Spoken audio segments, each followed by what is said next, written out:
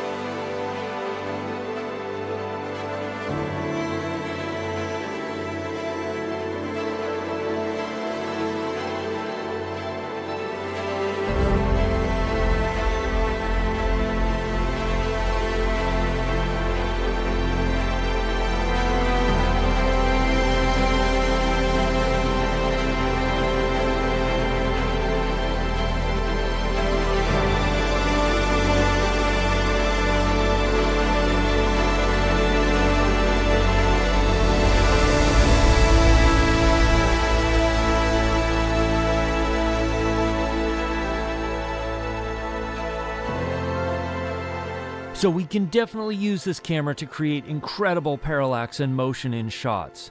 But can we use it to film the entire journey?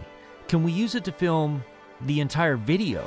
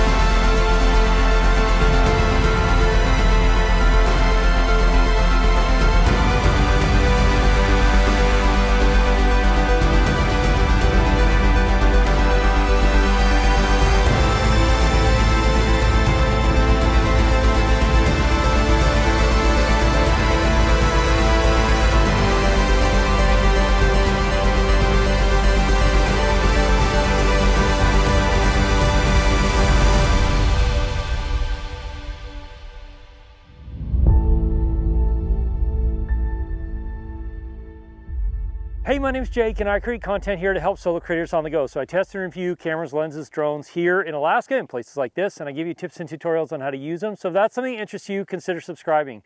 Today I want to talk to you about the Mavic 3, and there was one area when I did my initial review that I was completely wrong about it, and that is the telephoto camera lens system that is built on this drone. I didn't like it at all at first. Granted, DJI did make some updates via the firmware, and a couple of those updates, and then also figuring out how to use it, have completely changed how I view this drone and this lens, this camera specifically. In the past, to get shots like this, you basically had to use a helicopter, and not just any helicopter, but an expensive helicopter that operated anywhere from a few $1,000s to like $10,000 per hour. And you had to use something like a Shotover or a CineStar, also costing many hundreds of thousands of dollars with a really expensive camera and very long lens. Now we've got something similar built in the Mavic. Obviously the quality is not the same, but it is really good. And if you're using it in the right situations, you can get these incredible shots that just have movement and parallax and lens compression like nothing else. And really, while I don't think this lens is great for everything, there are instances where it really helps to tell a story. For example, These are shots shot with the regular camera, the 4/3 camera, and the regular lens, and you can zoom in up to 2 times on that lens, which helps a little bit. I don't really recommend going past like 1.4, 1.5 times if you're filming in 4K, because then you don't really lose any quality. But you can get a little bit of lens compression, which is pretty nice. It starts to look similar to an Inspire 2 with like a 24mm lens on it. Not quite, but a little bit better, and it just gives you a little bit more motion. But if you want to tell a story and you want to show how vast, how large, and how bigger than life your environment is, and you want to really immerse your audience into the story, then using the telephoto camera, the zoom camera, is going to really add a whole different dimension and a whole different sense of scale of what you're shooting. You can use it to really, really immerse your subject into the location that you're filming, in this case, out on a glacier or up on a mountainside, and then add an insane amount of parallax, an insane amount of movement in the background. And what's surprising is how much movement you can actually add. Like these shots here were shot in sport mode.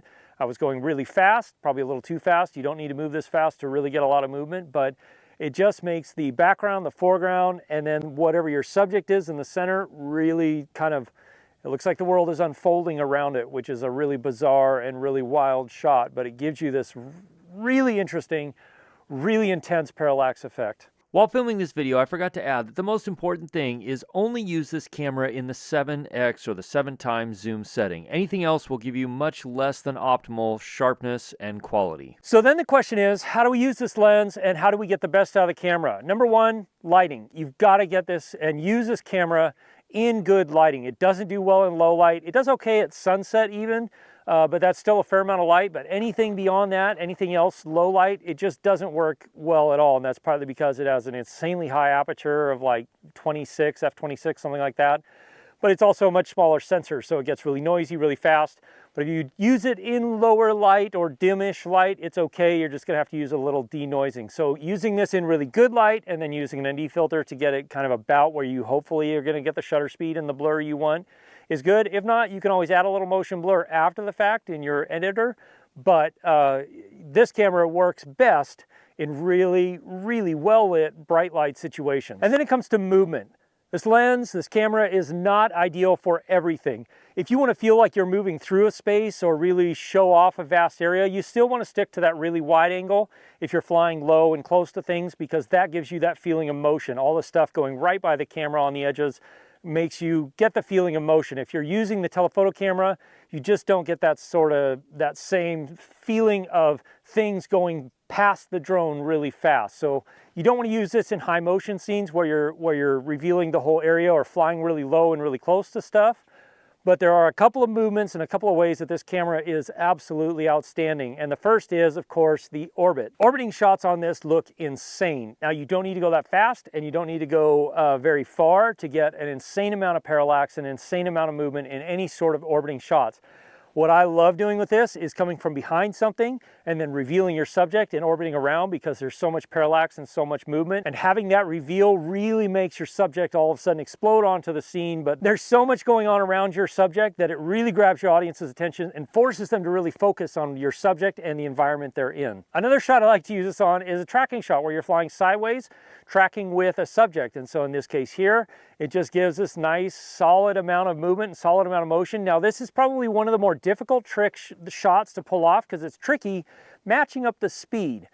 But if you can get it down and you can get a nice tracking shot, it makes it look really cool because you got your foreground, your background moving really different speeds, but your subject is staying right in the frame. And one of the other shots that I love to use this thing on is a jib shot where you're just going straight up, straight down. It gives you a whole new sense of revealing what's around your subject and the scale of the area they're in or whatever they're around. It makes the world around them feel so immersive and expansive and just a massive area or a massive thing that they're in. In my case, and it's the middle of a glacier, so it really reveals something amazing to your audience. So using this camera works best with orbit shots, with tracking shots, and with jib shots. You can combine motions with this camera and do something like a rising orbit shot or a whatever sort of things you want to do as you're coming up and around. If you want to track down with your jib shot as you're coming up, it really adds an intense amount of movement, an intense amount of motion.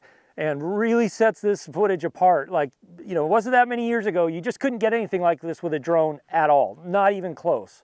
And so even with an Inspire and a long lens, you couldn't quite get this intense sort of feeling of parallax. Now, there are a couple of things you really need to watch out for when you're using this camera and this lens, because you can get into trouble really fast. The biggest thing is when you're filming on this, because the camera is so punched in, because you're zoomed in so tight or so close on a subject, you have no idea what's around you. And it's really dangerous, really fast if you're flying low and close to stuff, because it can get really dicey really quick. So either fly with your obstacle avoidance on as a safety measure, or what I like to do is go out in the wide lens and then scout a flight path for the drone, a rough flight path, knowing that, okay, yeah, there's no obstacles here and I can fly behind this object with my subject on the other side of it or whatever. But you really want to be cautious because you have zero situational awareness when you're using this lens, because you are punched in so tight.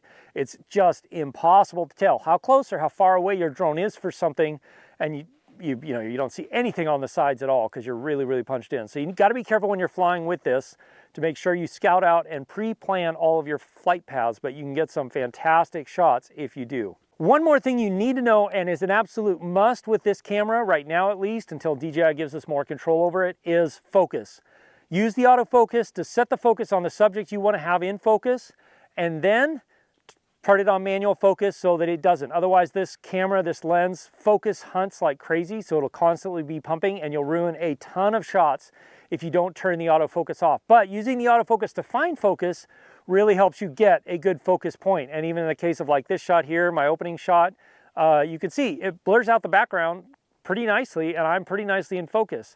So I had a lot of shots that I did with this where I was not in focus, or the drone was hunting for focus a lot during the shot, so it ruined a lot of shots that way.